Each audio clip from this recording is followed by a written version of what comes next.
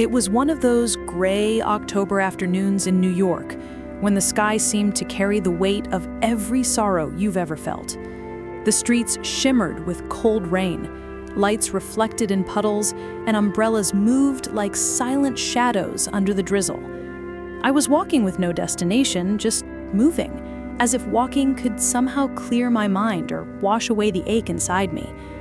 I had been fired that morning. The last words of my boss still echoed in my ears. "We're sorry, but we have to let you go." I'd nodded quietly, trying to keep my voice steady, pretending to be okay, while my insides crumbled. I walked out of that office carrying a small box filled with the last pieces of my working life, a framed photo of my son, a few pens, and the half-dead plant I'd tried to keep alive on my desk. The rain had started as a drizzle by the time I reached the subway, but I didn't bother to open my umbrella. I didn't even care. The city was buzzing as always, horns, rushing footsteps, the chatter of strangers. But inside me, there was only silence. A silence so loud it hurt. 5 months had passed since the divorce. 5 months since I'd watched my husband pack his things and leave without looking back. 5 months of pretending I was strong, for my 2-year-old son, for myself. The bills, the loneliness, the fear of not being enough, all of it had piled up like bricks on my chest. And now, losing my job felt like the final one that would crush me completely. I remember thinking, maybe this is it. Maybe I've reached the bottom. I didn't even realize where I was walking anymore. The rain soaked through my coat, my hair stuck to my face, and my shoes squelched with every step. The streets around my neighborhood were quiet, lined with old brownstones, the trees shedding their last yellow leaves. I turned the corner toward my block, ready to climb those 3 flights of stairs to my small apartment and fall apart in private. But that's when I saw it. Something small, barely moving, huddled under an old plastic container near the curb. I slowed down, squinting through the rain. It was a kitten, a tiny, trembling ball of fur, soaked and shivering.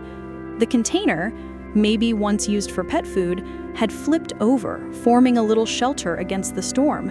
Her big eyes looked up at me, terrified but pleading, and I froze. For a moment, we just stared at each other. 2 lost souls, both soaked, both cold, both completely alone. I don't know what came over me, but I knelt down, despite the rain and the mud. "Oh, you poor thing," I whispered. My voice cracked. The kitten meowed softly, a weak little sound that broke something inside me. I reached out, my hands trembling, and gently lifted her. She was so light. I could feel every fragile bone. She smelled of wet dirt and despair. And then I started to cry. Not the quiet kind of crying that I'd been doing for months. This was the kind that comes from deep inside, from exhaustion, from heartbreak, from the unbearable heaviness of life. I sat there on the wet sidewalk, holding that tiny creature to my chest and sobbed. For a moment, I didn't care that people were passing by, that the rain was pouring harder, that I must have looked completely insane. All I could think was that this little life had been left out here, forgotten, just like I had felt for so long. "Come on, sweetheart," I whispered, wrapping her inside my coat. "Let's go home." When I got home, my son, little Ethan, was sitting on the carpet, surrounded by toy cars. The moment he saw the kitten, his face lit up like I hadn't seen in weeks. "Mama, cat!" he shouted, clapping his tiny hands.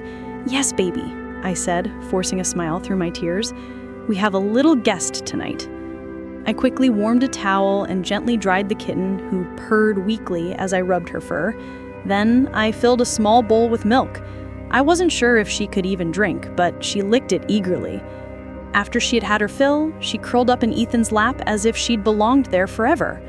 Watching the 2 of them together, the little boy who had lost so much stability and the stray kitten who had no one, something inside me softened. I decided to take her to the vet the next morning. The rain continued all night, drumming softly against the windows, but for the first time in months, I didn't feel completely alone. I sat on the couch, watching Ethan sleep beside the kitten. My heart, though still bruised, felt a faint flicker of warmth. At the veterinary clinic, the doctor examined her carefully. "She's very weak," he said, looking up at me. "But with care and proper food, she'll recover. You found her just in time." Just in time. Those words hit me like a whisper from the universe. Maybe I, too, had been found just in time. I took her home and named her Rainy, because that was the day she came into our lives, like a blessing wrapped in storm clouds. From that day forward, she became part of our little family. She followed Ethan everywhere, slept curled up next to him every night, and greeted me at the door every time I came home. Days passed, then weeks. I still had no job, and things were tight, but somehow I didn't feel the same kind of despair anymore. Rainy's presence brought laughter and light back into our small apartment. Even on hard days, she reminded me that life, as fragile as it is, still finds ways to survive. Then one morning, everything changed. I was making breakfast when my phone buzzed. It was an email from a company I had applied to weeks ago, one I had completely given up hope on. My heart pounded as I opened it. "Dear Miss Bennett, we are pleased to inform you that your application has been accepted. We would love to welcome you to our team as our new communications assistant." I froze. Then I screamed. A cry of disbelief, relief, gratitude, all at once. Ethan laughed, clapping his tiny hands, and Rainy meowed as if she understood. I picked them both up and twirled in the tiny kitchen, tears streaming down my cheeks. It felt like the universe had finally exhaled with me. That night, after Ethan had fallen asleep, I sat by the window with Rainy on my lap. Outside, the rain had started again, softer this time, more forgiving. The city lights reflected in the droplets on the glass, and I thought about everything that had happened. Losing my job, losing my marriage, losing hope, and then finding a kitten in the rain. Sometimes life doesn't give us what we want. It gives us what we need.